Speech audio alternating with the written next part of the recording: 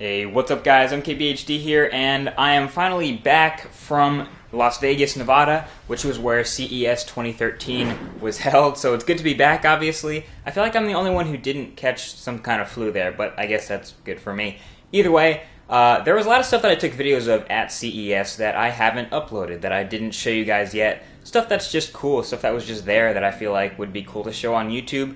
So without any further ado, this is sort of an extras/highlights video, sort of a compilation of my experience at CES. Obviously, as a one-man show, it's kind of hard to go and see everything, but this is the things that I got video of that I haven't shown you guys yet. So without any further ado, this is my highlight reel of CES 2013. This is a long video, so sit back, enjoy, and thanks for watching. Alright, so for those of you who don't know, CES stands for the Consumer Electronics Show. It happens every year in January, and it's in Las Vegas, and this is the first year that I got to go. And there's always a massive convention center filled with hundreds of thousands of exhibitors with huge names like Canon and Samsung and Sony, all the way down to the smallest case manufacturer. I mean, there's just a massive variety of things to see. Also, there was a ton of people there, more than 100,000 people, so it helped to be tall to be able to find stuff. But anyway, obviously the first thing, the most notable surprise at CES was NVIDIA's Tegra 4-based Project Shield portable gaming console. This was about as close as I could get to the device right here. I couldn't actually pick it up and mess around with it, but judging by the hands-on videos we've seen around YouTube, this thing looks pretty cool. I'm excited to see the price, and hopefully I'll get my hands on one when they ship for a review video. And then there was Sony's Xperia Z. This is one of those devices that I made a dedicated video about, so that's linked down in the description below the like button on this video. It's one of those flagship phones coming to the United States on a carrier this year with a 5-inch 1080p display. And this seems like one of the latest smartphone trends. It also has a quad-core processor, a 13-megapixel camera, and some other high-end specs. It's water-resistant, it's really tough and durable, and it's handsome. It looks like a great-looking device. Another notable phone, which I actually showed on video, was the Huawei Ascend Mate. Now, this guy obviously has a massive 6.1-inch 720p display, which was the talk of the place at the time. But it kind of blurs the line between smartphones and big smartphones and small tablets. But despite its size, the Mate is actually not Huawei's flagship phone. Their flagship is the smaller Ascend D2, which has a 5-inch 1080p display, of course, a higher resolution camera, has a better processor, etc. So it's their real flagship. And both of these guys have that quirky MIUI skin on top of Android 4.1 Jelly Bean. Another cool phone, which is a surprise, was over in ZTE's booth, and this was the ZTE Grand S. It sported yet another 5-inch 1080p display, so that's obviously a nice trend. It also has a 13-megapixel camera around the back, 2 gigabytes of RAM, and a quad-core processor, and it's running ZTE's own skin on top of Android, and this one doesn't actually look bad at all. It's just, very different from stock Android. It's also available in about 1.5 trillion colors. It's a good-looking phone, so if style is your thing, this Grand S is probably available in the color for you. Trust me, they have a lot of colors. Also, yes, I spent some time with the Ubuntu phone running on the Samsung Galaxy Nexus in Ubuntu's booth. I have super, super high hopes for this OS, as you can probably tell from my last video. And from the demos at CES, it did look a little bit smoother with the gestures and with the swipe actions that they were using from before CES. So before CES, it was a little bit choppy. Now actually watching him go through these things, it looked pretty good. Obviously, they still have a long way to go, but it was good to see them on demo at CES. TVs were everywhere at CES. This was the big thing that we were looking out for. The big thing this year was not 3D, of course, that was last year. But the big thing this year was 4K. Now, I'll stop there because I'm going to be doing a video about just this, so all the 4K stuff we're going to be seeing soon. But if you only get one thing out of this video, it's that 4K is amazing. 4K content on 4K displays, like 4K televisions, it's just a tiny step below, like looking through a window. It's beautiful stuff. So anyway, stay tuned for that video. We're going to have fun with that one. But yeah, 4K TVs were everywhere and wowing just about everyone who walked past.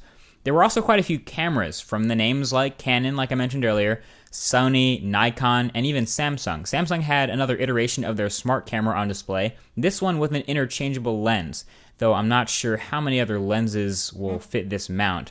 But they do look similar to the Samsung Galaxy camera, so I do want to try it out just to see if the quality has improved. Nikon, of course, had a ton of their cameras on display, and Austin from Duncan33303 had a video about some of the new ones, so I'll link his video down below. Some of the new point-and-shoots look really top-notch, so check that video out. And Nikon also had, of course, their Boss DSLR and lenses on display. Some crazy long prime lenses. Their high-end full-frame brighties, they were there, so you could just play around with them. So they had all this high-end stuff that's probably out of the range of a normal YouTuber. So I just had to mess around. Check out this burst shot from a full-frame.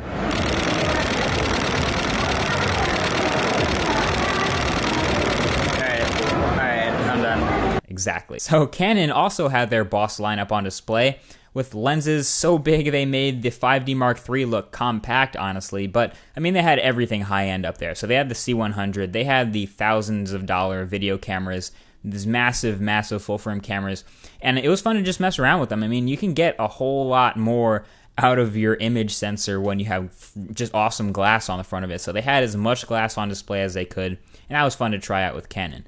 And speaking of lenses, check this out. This is a Canon 600mm lens, cut in half. You can see where the glass elements would be inside the barrel of the lens, the focus ring, the zoom ring, how all the things line up inside in the cross-section. Very cool stuff. And also Canon had this tiny pocket camera on display, this baby little thing with a touchscreen on the back that takes up the whole back. It's an articulating display. Everything about it was tiny. They call it the Canon PowerShot N, and this is actually coming to market super soon. Now, something we're also used to seeing at CES is Ultrabooks. We all know, this year was the year of Windows 8 Ultrabooks, touchscreen Windows 8 Ultrabooks. Now, I can never really grasp the idea of a laptop having a touchscreen, considering just about every single one I've ever used has wobbled when you touch it. When you press the screen, it wobbles backwards. It's just a thing. I don't know. I don't use the touchscreens on these laptops, but, we'll see how these do. And there are plenty of Ultrabooks running Windows 8 on display at the Intel booth. What else did we see? Let's see. Cars. We saw a lot of cars. There was car tech all over CES, both inside the cars and outside the cars. They had Aston Martins, Dodge Vipers, Tesla Model S, all kinds of awesome cars and stuff with neat technology in them and outside of them. And that's the reason that they're here. So something I learned was that the gigantic, magnificent 17-inch touchscreen inside the Tesla Model S is powered by NVIDIA.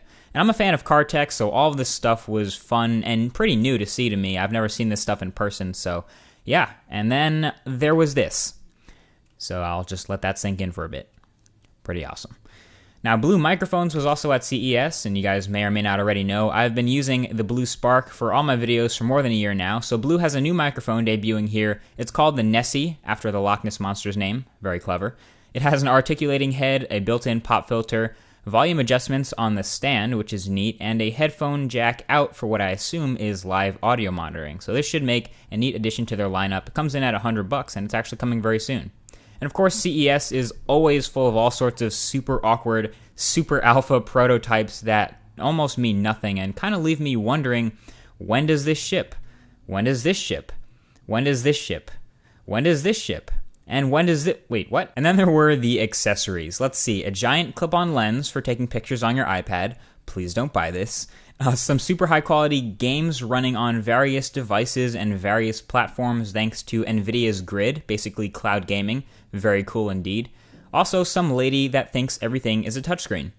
You always see this kind of stuff at CES. Either way, I got to meet a lot of people, YouTubers, writers, internet personalities. Too many to name them all, but CES was definitely a great experience. A special thanks to James, Will, and everyone over at Mobile Nations and NVIDIA who made this trip possible. You guys are all awesome. You know who you are.